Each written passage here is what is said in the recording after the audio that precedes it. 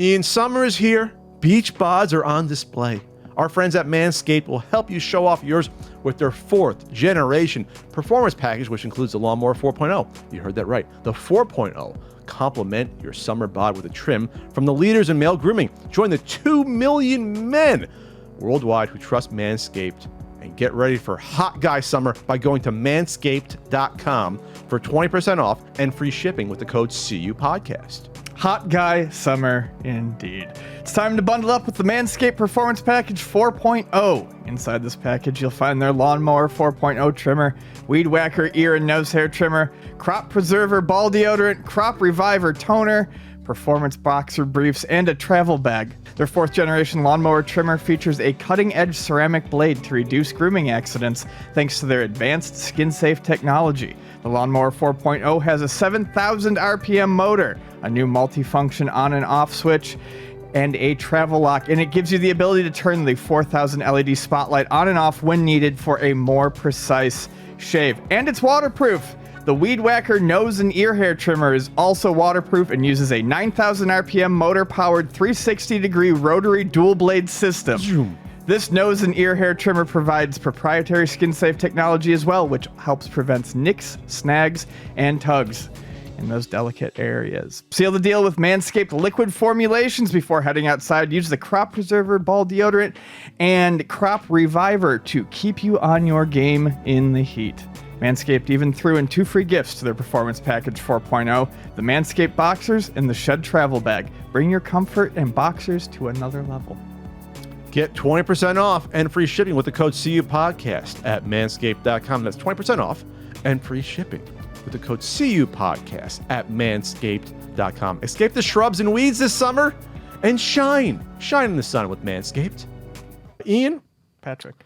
We got some voicemails.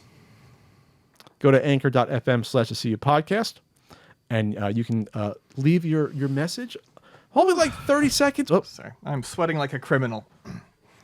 I got to get you a tank top, Ian, for this. Gross. And we'll start with gross. We'll start with the first one here. Hello, this is a message from Christian wishing 2 of the most epic of retro gamers a wonderful day. So my question is kind of intriguing. So what I wanted to ask is, what do you think of content creators that aren't really creating? Content creators are more so making news, well, they call it news, and peddling it as some, well, I guess they're peddling themselves as newsmen when really they're just drama channels. I've been wanting to ask this for a while because I really don't like how content creators pretend like they're newsmen, like actual journalists, when they're just peddling drama. Yeah, they're not doing research. They're not journalists. You know, most YouTubers are not like doing research. Some are. There's some good YouTubers that do like investigative stuff, but like a lot of them are just repeating news and giving comments on things. They're not news channels. There's some good, there's some bad. A lot of YouTubers, and I think it's because with the YouTube algorithm, I mean, you see those people who have like videos out within 30 minutes. It's because they're regurgitating a press release and adding a little bit of opinion to it. Yeah, that's it. YouTube transformed. I had a conversation with a bigger YouTuber than I am recently about YouTube transformed over the past 5-6 years from being personality driven to content driven and more like news driven, where it's like you're not caring about following a specific person and what they do for the most part, versus I want to learn about the trailer just came out to the MCU movie. I want to hear 18 people react and say the same fucking thing in a row. That's what YouTube basically became. It's like I want to go and hear news I want to hear from all these different people. I don't even care who those people are. It's like reading the comments on Twitter. You see news. Sure. And then you hit the comment section and you read through it and you see everyone's slightly different take. And that's what YouTube has become. Yeah. You see a news article that's like OLED Switch released. You type in OLED Switch and then you get a bunch of 10-minute videos that are everyone's take. I mean, that's what it's become. That's what it is. It's not fun. It's why I never got into it. But like, it's kind of mind numbing. But hey. Sergeant Zombie here. Listen up, maggots, not just the ones on my face. Pat, Ian, is there a game that was canceled that you were really looking forward to and you would love to see made today? For me, it's always been Dead Rush, and I'm hoping that somebody pulls it out and remakes it on today's consoles. It'd be amazing. I'd love a GTA with zombies. Is that what that is? I guess so. GTA with zombies. You can get out of your car, go around, and kill zombies, and That was maybe on PS2, GameCube, and Xbox. Huh. I off the top of my head, I just heard recently that there was supposedly a Ridge Racer in the works for the Switch, and it was canceled. And I would. Oh no. I would. That's. No. Sorry, Ian. It's difficult. Let's see. The game would have been taken. This is Dead Rush. The game would have taken place in the town of Eastport, where a massive earthquake has destroyed most of humanity. As Jake, a character suffering from memory loss, the player's job was to find out exactly what happened in Eastport, which is now overflowing with zombies. Wow. The zombies in Eastport would try to wreck whatever car Jake was driving. Luckily, the player could create new vehicles out of parts of previously demolished cars. That sounds cool. A female mechanic could also put new parts and items on cars that'd be more powerful. That sounds interesting. Yeah. That would have been fun. Probably. Next. Hi guys, Jean-François Legacy again, and I was just wondering, what is your favorite cheat meal? I'm currently in prep for a bodybuilding competition, and I'm just craving food, and I'm trying to live through other people's cheat meals. So let me know, what is your favorite cheat meal? Thanks. Man, the sacrifice those bodybuilders go through, like, what is it, the 2 weeks before, in terms of like the final weight cut, and like, God, I can't imagine. And they drink a ton of water to cut water weight out too. It flushes your system and stuff. And like, woo, nachos. I love. I mean, it's not a cheat meal. I don't have like cheat days. I eat. I'd say most of the meals I eat are clean. But if I have 1 or 2 meals during the week that are not great, I mean, I just roll with it. But like, I love nachos. Like, we had nachos over the weekend. I'll eat nachos wherever I'm at. Like, I don't care. Ramen would be mine when I've been in the position where I need a cheat meal. I'm currently just eating like shit. But ramen is delicious. It's one of my favorite things. It's incredibly fatty, like super, super fatty. The broth is incredibly richly fatty. The broth is nuts. Especially if you do like tonkatsu or something like that. I mean, it's milky white from the fat content. Wow, it's like clam chowder. It's delicious, but it's fatty. And then you get the huge portion of noodles on top of it. And then if you do it traditionally, you're usually eating pork belly or chaju pork, and that's like a really fatty cut of pork. So I love ramen, but it's definitely not. People just think, oh, soup. No. Soup is like liquid fat. A lot of it. You got to be careful. There's lots of good soups, but there's lots of bad soups. Soup is not something that is just like. It's not. Oh, it's a light. Good. It's a light meal. Oh no, it's not an appetizer. Like, oh, we'll have a soup for an appetizer. That no, you go out to eat and you have a bowl of lobster bisque as your appetizer. You've already exceeded your calorie count. Or French onion. I love French onion. I love French onion, but it's a fucking buttered crouton, half a pound of mozzarella cheese, and then the actual French onion soup itself is probably not that bad. It's onions and beef broth, but get rid of that cheese and it might close. Yeah, you might approach some semblance, but yeah, you're right. The amount of bread in there, that's in there. God, I haven't had French onion soup in years. That used to be my appetizer at Fridays.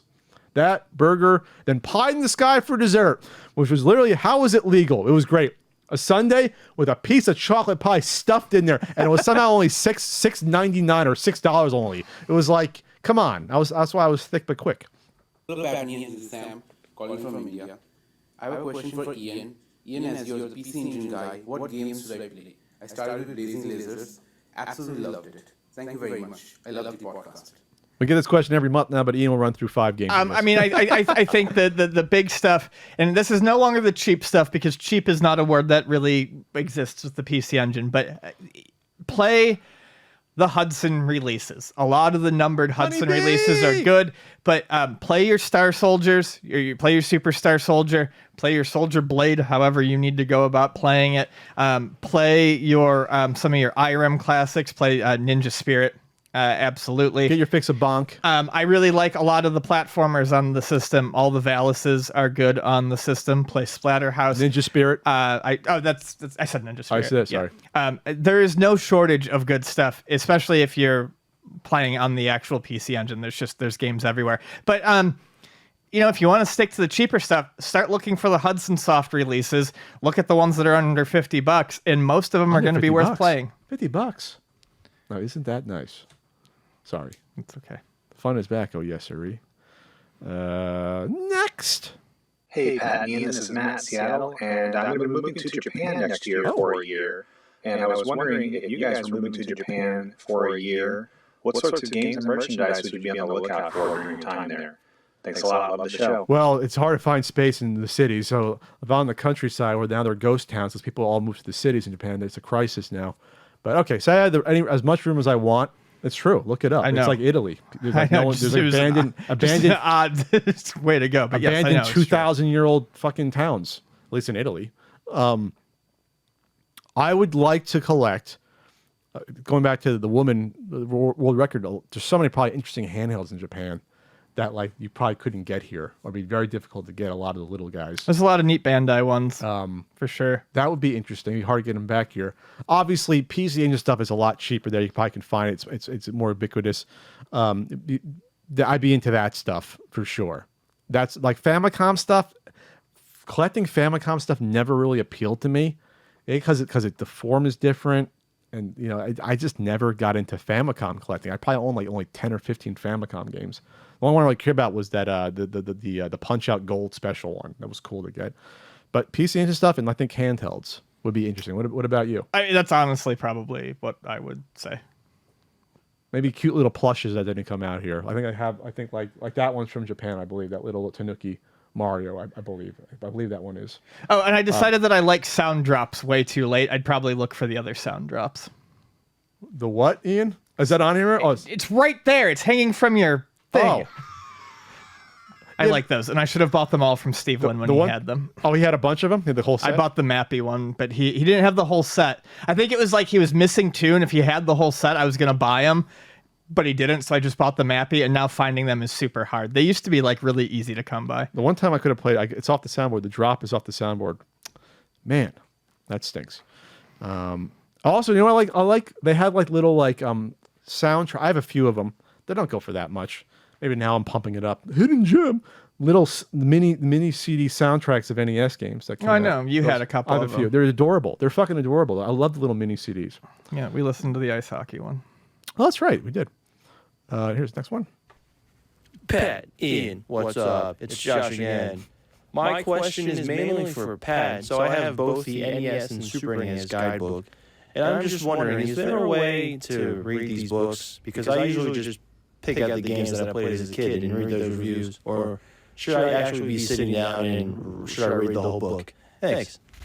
There's no recommended method to reading the books. I do know someone that read it front to back. A couple people that were like, okay, I'm gonna read it front to back. No, but that is an interesting question, and it's one that I have a lot of times with these guidebooks too. And I've found that I get the most out of them if I just start. I did it recently with Nintendo Dan's He-Man book. Just start at the beginning and flip through the pages from start to finish. Let's see what catches your eye. If it's stuff that's interesting to you, you might as well, because it's a lot of fun to take those big coffee table books, and everyone does it, and open to a random page and just start looking at it. But like, I have found with books like that I've owned, you know, after a year, there's tons of stuff in there that I haven't seen because I keep like, you're just opening, go through it in order. Sure. You'll have fun with it. Hey, Patty and Bruce from Virginia here. Just came across an article in the Wall Street Journal about a teenage pandemic reseller reselling things like PlayStation 5s at an obvious extreme markup. It's actually painted in a positive light. The article seemed to admire his hustle, making all that money and things like that. Just wanted your perspective on why you think the Wall Street Journal is contributing to the problem by putting out an article like this. Do you think it's kind of runaway capitalism or just kind of general ignorance to the issue? What newspaper is it? The Wall Street Journal. That is their bread and butter. Yeah, it's weird though, because it's like, it's still just this arbitrary arbitrage that it's a 16-year-old. If it was a 25-year-old, they wouldn't have done the article. It's a 16-year-old kid. Yeah, that's why. Look at his entrepreneurship. That's why they did it. Obviously, they should have said, well, this is wrong, and here's why, but it's a Wall Street Journal. No, they love that sort of shit. Hey, Pat. Hey, Ian. It's Brad from Whippany, New Jersey. Hey. Favorite breakfast sandwich ever is toasted onion bagel, pork roll, egg, and Munster cheese. Nice. I was just wondering what your guys' favorite cheese is on a breakfast sandwich. Thanks. Bye. This is the same with omelets. I go Swiss. I like how this light Swiss complements it. I don't go American cheese is too heavy. Swiss cheese is my go-to on any egg substance is Swiss. That's what I use. Thin slice of white New York cheddar. That is my favorite. The best omelet I used to go to a diner in Jersey. I used to bring my laptop and work on my screenplay. One of my screenplays, I've written a few. and they had, what was it called? Well, it wasn't a Southwestern omelet because you can get. It wasn't a Spanish omelet because every place has a Spanish omelet. It was, I think, it called a Southwestern omelet. Bacon. It was an omelet with bacon, Swiss, salsa, and sour cream on the side. And I never found many diners that had that, and that was like the perfect fucking combination. I went there once a week, and I would order that with hash browns and toast. I think they call it a Southwestern omelet. I was like, well, this is... Yeah, that's about right. Or Denver. Is that a Denver? Denver is... Swiss and bacon with sour cream no, and salsa? no, I'm sorry. No. Yeah, Southwestern. That would make more sense. Yeah, I was going to say, but I didn't see in Jersey, they all had Spanish. The Spanish was just like, oh, I put salsa on it. Like, right. It's like, fuck off. Come on. That's not enough. But this was the combination of the bacon with the sour cream. I'm fucking starving. Got to move on. Your boy Tommy just got back from Amico Fest at Crayola. We were live streaming, but the first thing we had to do was kick some Weisenheimer out of the chat room who said, "Wow, nothing says kid-friendly like a bunch of sweaty old dudes playing Amico." Listen, I don't care if you're the only one in here. Boo! You're gonzo. And for your information, those sweaty old dudes all said that there was absolutely no lag with controllers. I mean, did we actually show if there was a lag or not? No, but why wouldn't you just trust these guys who are clearly friends of mine? And then we asked this kid if he noticed any lag, and he said, well, he wasn't really old enough to talk, but he didn't say anything about no lag. The other kids that were there played the system for about 5 minutes and then pretty much spent the other 4 hours just eating crayon. I'm just glad I packed up all our stuff before those crayons started coming back at them, you know what I mean? Yeah. Oh, Tommy. Oh, Tom. I'm glad that went well for you, the event. I'm glad you pick up some new you'll probably pick up some investors there that won't see any return on that investment. But there's a follow-up though. There's a follow-up. Oh, and another thing. Somebody told me that your buddy Frank Cifaldi took that tweet I deleted a couple weeks ago and made it into one of those NFT things. Now, I don't know what that is, but it sounds like something he shouldn't be doing. So yeah, I went after him. You guys go after Dougie 10 Apples. Boo! I go after Frank. Hey, I can play this game too, bro. I've been treating you the same way you've been treating me. You guys said you don't know who the Amico is for. I said you guys are a little stupid looking. How is that any different? Oh, and somebody on Twitter pointed out, your buddy Frank only preserves games from North America.